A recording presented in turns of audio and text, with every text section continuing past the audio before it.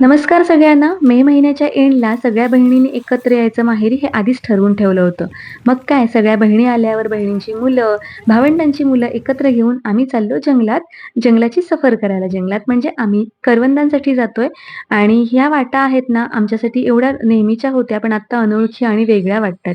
कारण सगळ्यांच्या घरोघरी सुखसोयी आलेल्या आहेत, त्यामुळे जंगलात जाणं सगळ्यांनी सोडूनच दिलेलं आहे. आणि ही जी विहीर दिसते ना, विहीर दिसते ना, ती विहीर खूप छोटी होती अगोदर. अगदी खड्ड्याप्रमाणे होती, त्यात पाणी असायचं, परंतु ही आता थोडीशी खोदलेली आहे. तर या आहेत कपडे धुण्याच्या पात्री, त्याला पातर म्हणतात कपडे धुण्याची. आणि आंब्यांचा तर विचारू नका, सगळीकडे सडाच पडलेला होता. थंड पाण्याची बाटली बघून या काकी म्हणाल्या, "मला पण थोडंसं पाणी दे." आणि हे चिंचेचं झाड आहे, जिथे आम्ही दर सुट्टीला शनिवार, रविवारी चिंचा गोळा करायला यायचो. आणि मग काय आमचं जे शेत आहे कुटल म्हणून, तिकडे आम्ही गेलो. तिथे बसलो आणि तळून आणलेले गरे आहेत ना, ते सगळ्यांनी वाटून खाल्ले आम्ही. थोडा वेळ बसलेलं निवांत तिथे, कारण हे आमचं शेत आहे. या शेतात आम्ही खूप मजा-मस्ती केलेली आहे. आणि मग पुढेच निघालो. पुढे नदीतील पाणी किती आहे ते बघायचं ठरलं, कारण नदीत आम्हाला अंघोळीला यायचं होतं, पण पाणी कमी होतं.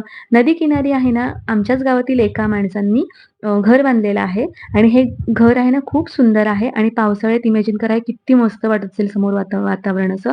आणि या आजींसोबत जी वस्तू आहे ना, त्याला काय म्हणतात मला कमेंटमध्ये नक्की सांगा. आणि हे आहे किरवीचं बीळ.